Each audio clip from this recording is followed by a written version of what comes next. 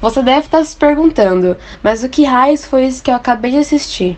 Bem, camarada, a abertura do vídeo foi um retrato simplificado de como a cultura do ódio vem se manifestando atualmente em nossas vidas. Nesse vídeo, nós, do Colégio Santa Lúcia Filippini, falaremos um pouco sobre esse sério problema, que não é nada moderno, mas que vem ganhando maior atenção nos tempos atuais. E para começar, é preciso entender a origem da cultura do ódio e o que ela é em essência. Diversas formas de manifestação de ódio se fizeram presentes em nossa realidade desde os primórdios da humanidade. Há quem diga que o ódio é nato do ser humano. Há também aqueles que interpretam que somos naturalmente bons e que a sociedade nos corrompe. Enquanto, por fim, alguns entendem que somos completamente neutros e moldados conforme nossas experiências. O ódio destilado de inúmeras formas sempre foi capaz de unir as pessoas de maneira mais engenhosa que o bem. O Brasil, originado da desigualdade, da violência e do racismo, veio a herdar características colonialistas. O país, como um todo, tem preconceito e interpreconceito, criando uma falsa democracia e uma visão deturpada de assuntos como a cultura do ódio, que pela visão dos negacionistas não existe, quando na verdade ela é real, e se trata de um problema gravíssimo. No período da Segunda Guerra Mundial, os alemães, influenciados por Hitler e tomados pelo nacionalismo, culparam os judeus pela derrota da Primeira Guerra, criando discursos de ódio e propagando um grande sentimento de raiva para com este grupo,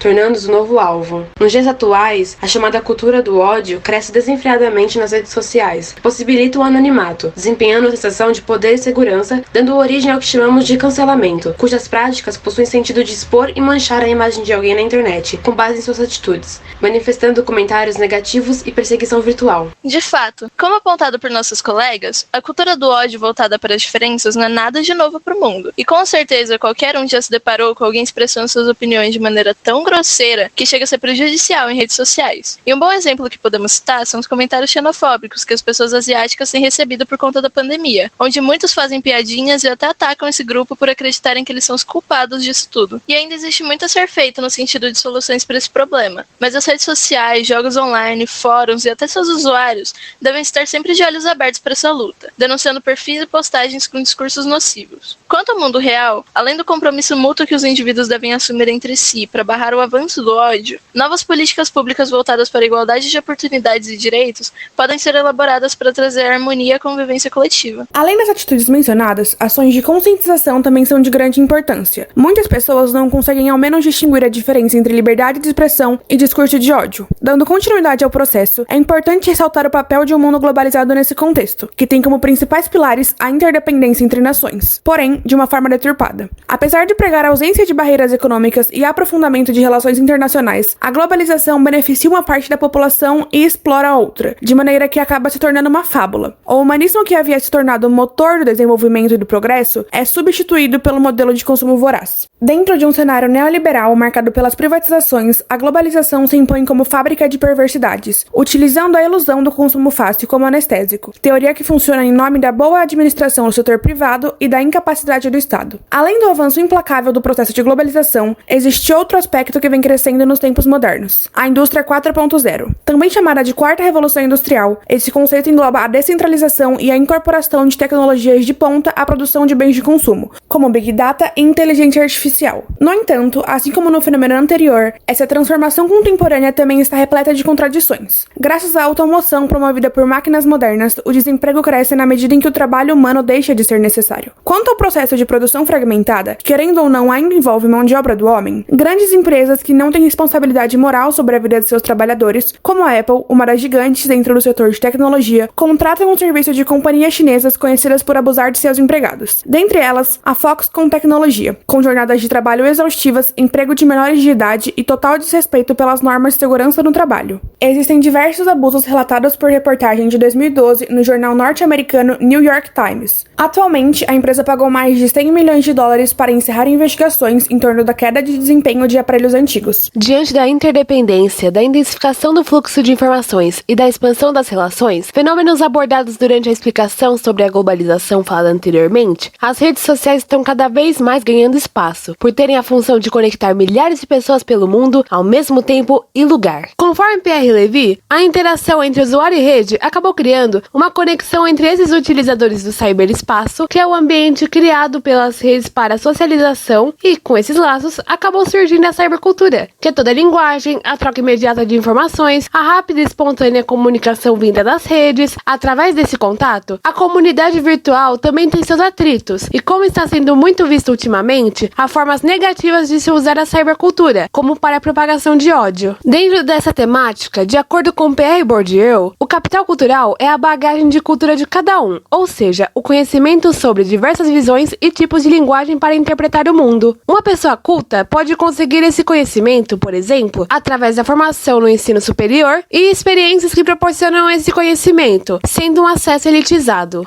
Essa fonte de capital é essencial para que sejamos seres críticos e conscientes sobre as questões políticas e sociais, e é importante para que se consiga passar por cima da cultura do ódio e assim criticá-la. Ter um capital cultural vasto, diante do cenário nocivo das redes sociais, fornece uma rica base para visões críticas a respeito de diferentes casos, uma vez que ter várias fontes de conhecimento faz com que, ao se deparar com uma situação como cancelamento, por exemplo, a pessoa seja capaz de separar o ódio gratuito espalhado por pessoas escondidas em perfis genéricos que só visam atacar indivíduos que não gostam por motivo pelo qual o ataque está acontecendo, podendo assim agir de forma mais humana, se solidarizando com a vítima do movimento e buscando corrigi-la de forma consciente. Essa atitude diferente, de certa forma, pode ser um exemplo para que outros façam o mesmo, e isso é fundamental diante de um ambiente virtual sustentado pelo anonimato e marcado pela intolerância. Dentro de uma sociedade moderna, nossos conceitos devem estar sempre bem alinhados. De acordo com Richard Sennett, o capitalismo flexível vai além do ambiente de trabalho e invade a vida privada do indivíduo, se desdobrando nas relações sociais, já que o trabalhador está tão entregue ao sistema que se afasta dos laços de afeto mais profundos, visto que o trabalho ficou extremo de um modo que se tornou uma das suas únicas razões para viver. Dessa forma, contatos afetuosos se tornam conexões frias, distorcidas pelo capitalismo. Um exemplo é a competitividade no próprio ambiente de trabalho, onde trabalhadores disputam entre si cargos, ignorando sinais de coleguismo ou amizade, assim coisificando as relações. Portanto, pode-se dizer que as relações sociais se tornam reitificadas. Outro tipo de capitalismo falado por Sennett é o capitalismo globalizado, que envolve o meio técnico-científico, o que trouxe diversas inovações tecnológicas para a atualidade. Também é caracterizado pelo grande fluxo de informações, já que esse sistema, acompanhado pela globalização, deu recursos para que o mundo todo se conectasse. Apesar desses avanços, essa faceta do capitalismo trouxe o desemprego e a intensificação da exploração do trabalho, o que fez com que a ameaça de miséria assombrasse mais o trabalhador e aumentou a competitividade para a integração no mercado de trabalho, incentivando mais a reitificação das relações sociais. Considerando os processos apontados ao longo deste vídeo, podemos afirmar que o ser humano é uma criatura subjetiva permeada por singularidades que a tornam única. No entanto, todo indivíduo está inserido em uma sociedade, visto que, ao longo da história, a necessidade de reunir diferentes pessoas em um mesmo ambiente sob os mesmos propósitos se tornou cada vez mais intensa. Nesse contexto, para que a convivência funcionasse, leis e valores éticos foram criados para orientar o modo como cada um se comportava em relação ao coletivo, e atualmente pode-se dizer que é praticamente impossível não conviver em grupo. No entanto, é preciso reconhecer que é da natureza do homem buscar a razão. Diante disso, com o passar do tempo e o desenvolvimento do pensamento, da ciência e da economia, o ser humano vem reconhecendo a si mesmo e ao outro não mais como uma amálgama de emoções e ideias, mas como máquinas. Além da superficialidade que esta visão da realidade gera nas relações sociais, a transformação do homem em um objeto movido pela razão dá brecha para a cultura do ódio, visto que a empatia e o respeito se perdem em meio à indiferença quanto ao bem-estar alheio e aos conflitos de ideias. Nessa discussão, o filósofo Friedrich Nietzsche se destaca. Segundo ele, a humanidade se esqueceu de Dionísio e se apegou a Apolo. Em outras palavras, Nietzsche diz que o ser humano se apegou à razão, deixando de lado o coração, dando origem ao caos que pode ser observado nas relações humanas. Em complemento ao raciocínio anterior, Soren Kierkegaard também se sobressai. Ele foi contra as ideias de Hegel para apontar a importância de se afastar um pouco do idealismo, visando assim focar no homem enquanto ser individual e livre. Essa liberdade se torna uma fonte de angústia ao se aliar à infinidade de escolhas que enfrentamos diariamente, mas para atingir a plenitude da vida é preciso escolher,